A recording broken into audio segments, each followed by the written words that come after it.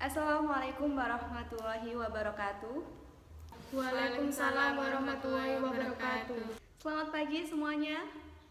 Pagi, Bu. Bagaimana nih kabarnya hari ini? Alhamdulillah, Bu, baik. Siapa yang di sini udah sarapan? Acungkan tangannya. Saya, Bu. Alhamdulillah, dijaga ya kesehatannya. Baik, sebelum memulai pelajaran, alangkah baiknya kita berdoa terlebih dahulu. Silakan ketua kelasnya untuk memimpin doa. Untuk memulai pelajaran, marilah berdoa menurut keyakinan dan agamanya masing-masing. Berdoa dimulai. Doa selesai. Baik, sekarang Ibu mau presentasi terlebih dahulu ya. Erin Datu Solihah, Febri Putri, Sandy Pratiwi, Valenia. Oke, ini hadir semua ya, 20 murid. Bertemu lagi dengan Ibu di kelas akuntansi pengantar. Jadi pada pertemuan ini kita akan masuk ke chapter yang baru mengenai akuntansi perusahaan dagang. Pada umumnya, perusahaan terbagi menjadi dua jenis, tergantung apa yang diberikan oleh pelanggan. Yang pertama yaitu perusahaan jasa, yang sudah kita pelajari pada pertemuan sebelumnya. Yang kedua yaitu perusahaan dagang, yang akan kita bahas secara detail pada pertemuan kali ini. Sebelum masuk ke topik tersebut, Ibu akan menjelaskan terlebih dahulu apa yang harus dicapai pada pertemuan ini. Yang pertama, melalui model pembelajaran Discover Learning, siswa diharapkan dapat mengidentifikasi karakteristik dari perusahaan dagang. Yang kedua, melalui model pembelajaran Discover Learning, siswa diharapkan dapat menjelaskan transaksi-transaksi yang ada di perusahaan dagang. Dan yang ketiga, melalui model pembelajaran Discover Learning, siswa diharapkan dapat menginterpretasikan akun-akun yang ada di perusahaan dagang. Nah, sebelum masuk ke yang lebih jauh, coba amati terlebih dahulu kedua gambar yang ada di papan ini. Ini Ibu tidak sponsor ya, di sini Ibu menampilkan gambar yang tidak asing menurut kalian. Adakah perbedaan antara gambar 1 dan juga gambar 2? Saya, Bu. Baik, silakan. Perbedaannya ialah pada gambar 1 adalah contoh dari perusahaan jasa, sedangkan gambar 2 contoh dari perusahaan dagang. Baik, betul sekali.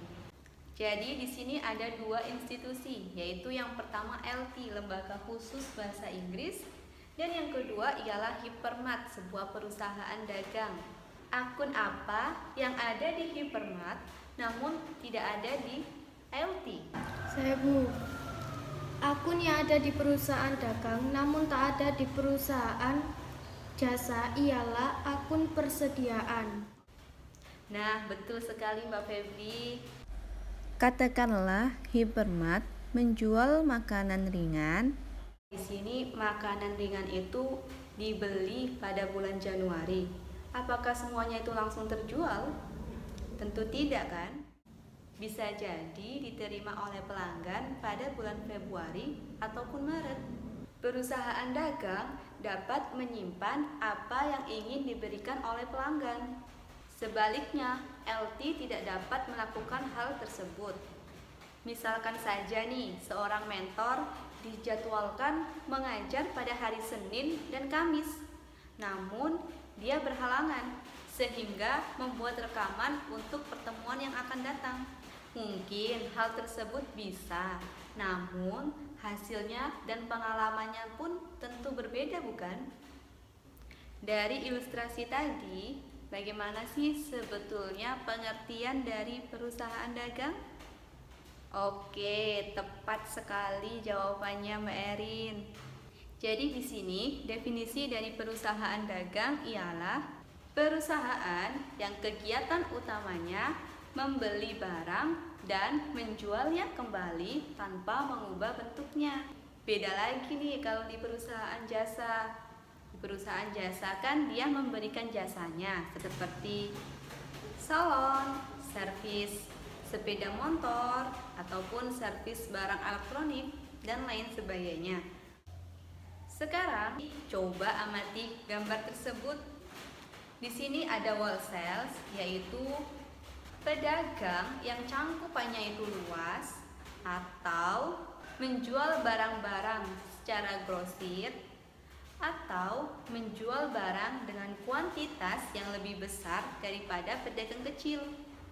Selanjutnya ada office depot. Lah, office depot ini perusahaan yang ada di US, di mana mereka itu membeli barang dagangan melalui wall sales. Dan terakhir ini ada customer. Lah, di sini office depot itu menjual barang dagangannya kepada pihak yang membutuhkan. Katakanlah kita atau perusahaan lain.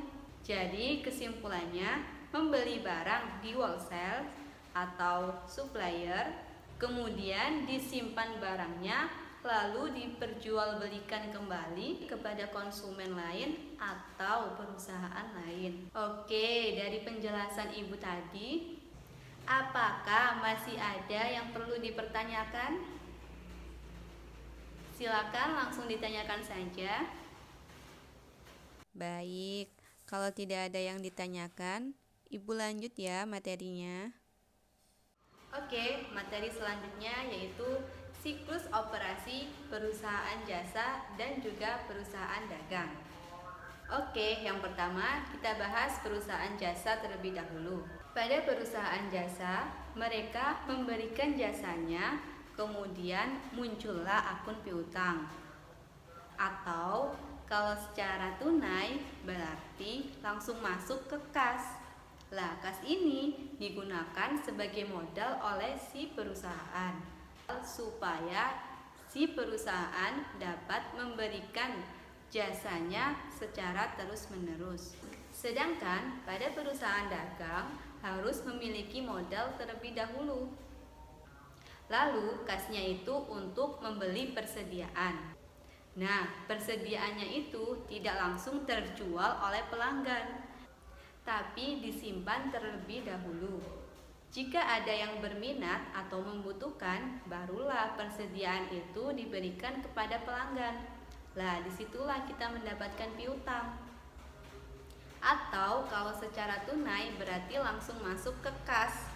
Lah, di sini kas tersebut digunakan oleh perusahaan dagang untuk membeli lagi dan begitulah seterusnya. Oke, setelah siklus operasi kita masuk pada transaksi perusahaan dagang. Ada yang tahu tidak? Apa saja sih transaksi-transaksi yang ada di perusahaan dagang namun tidak ada di perusahaan jasa? Saya Bu. Oh baik, silakan Mbak Bella. Ya, 100 untuk Mbak Bella. Transaksi-transaksi yang hanya ada di perusahaan dagang.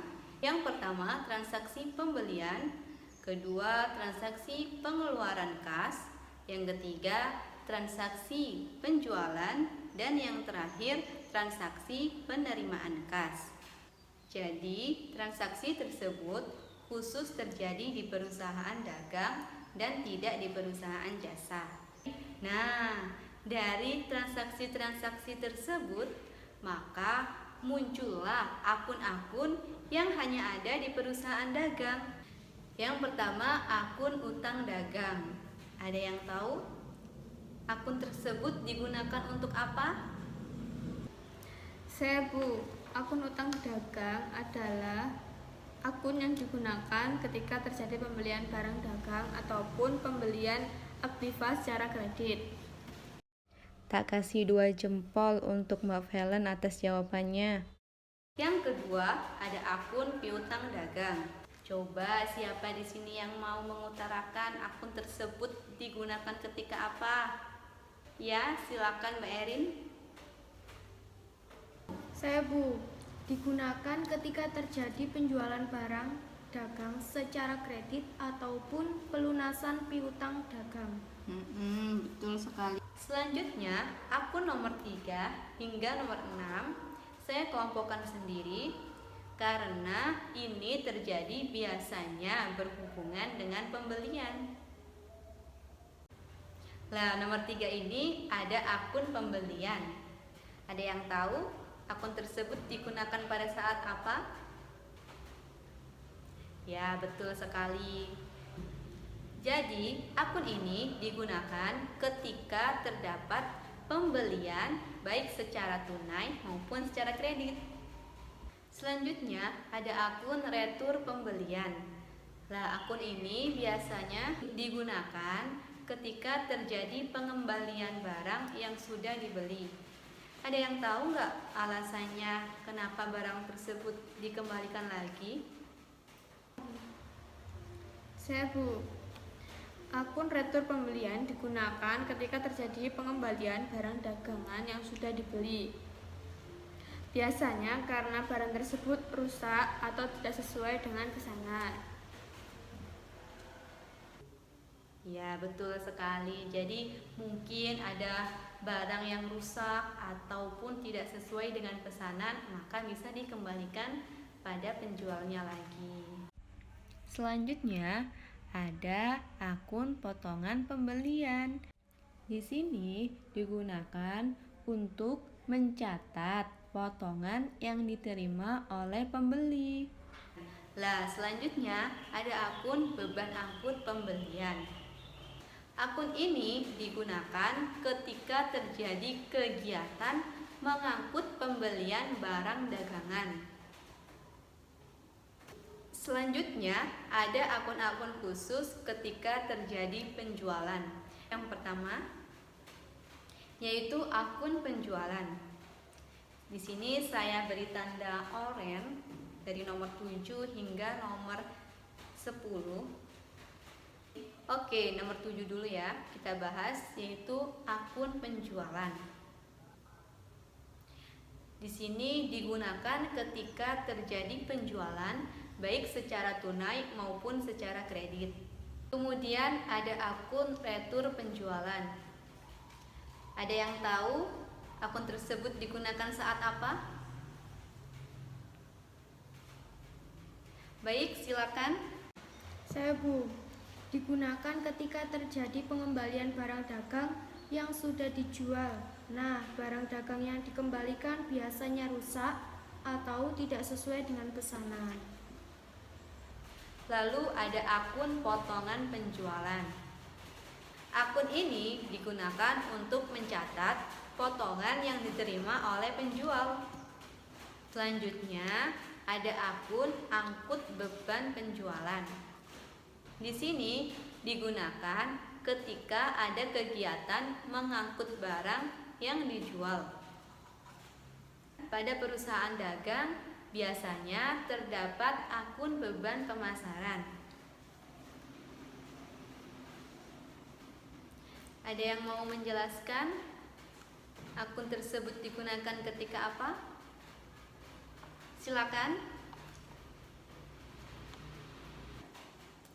Tepat sekali jawabannya Mbak Valen. Oke, ini yang terakhir yaitu akun beban administrasi dan umum.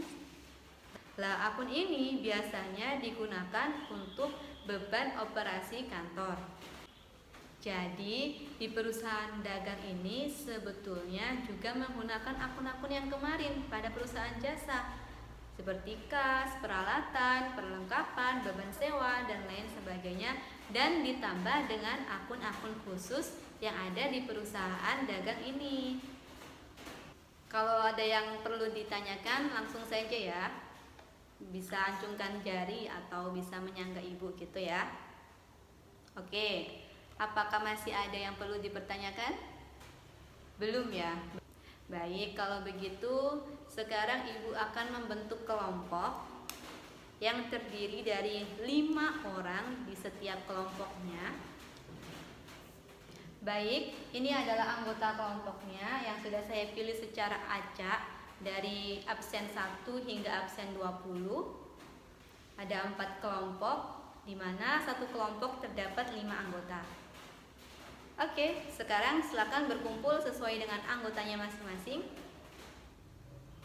Baik, saya jelaskan terlebih dahulu materi yang akan kalian diskusikan. Untuk kelompok 1, membahas mengenai syarat penyerahan barang, khususnya franko gudang pembeli.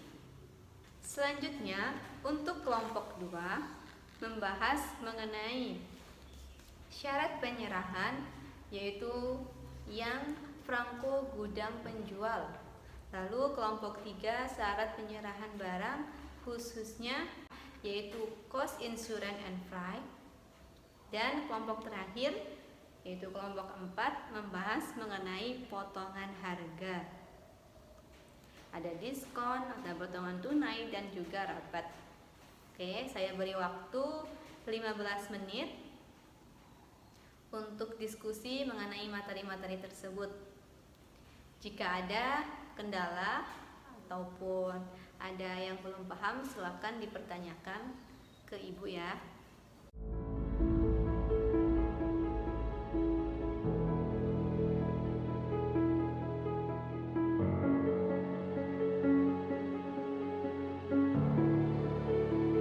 Oke, bagaimana dari kelompok 1?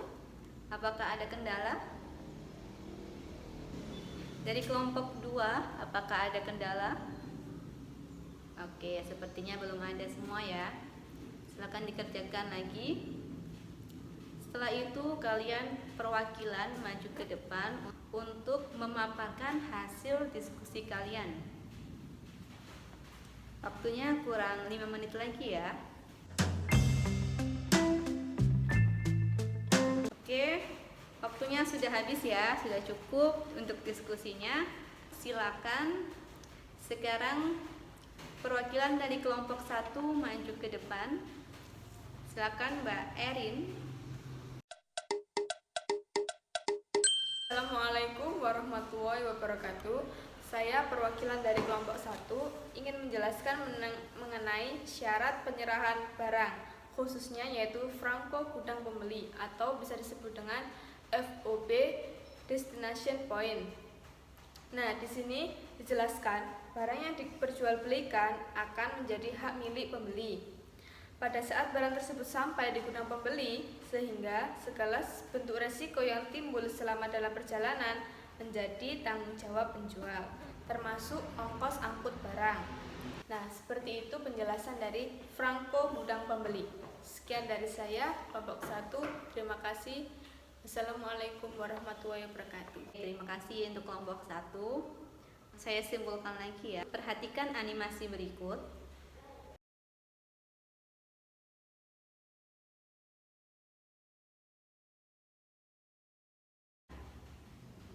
Jadi di sini dari gudang penjual yang digunakan untuk mengangkut barang ialah mobilnya penjual.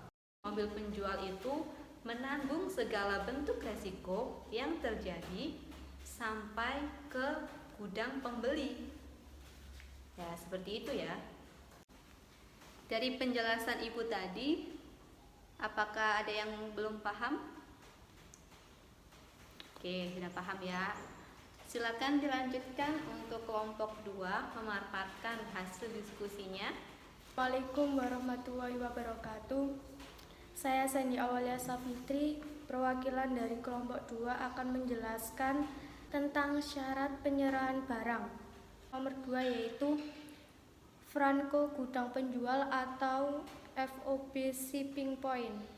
Barang yang diperjualbelikan akan menjadi hak milik pembeli pada saat barang sudah keluar dari gudang penjual, sehingga bentuk resiko yang timbul selama dalam perjalanan menjadi tanggung jawab pembeli, termasuk ongkos angkut barang.